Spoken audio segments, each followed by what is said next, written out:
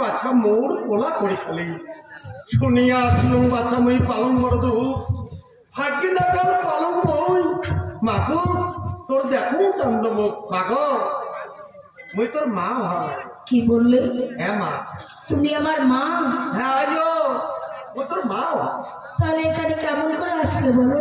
ওইলে কথা কোষ আজো এই যে 1 নম্বর ছাওয়া মই শুনলুম ছাওয়াটা নাকি বলে নদী দিয়ে ভাসি দেওয়া ধরছে ওই জন্য কিসের মোড়ে গাও কিসের মোড়ে মাতা কাই দেখে মোড় পাও।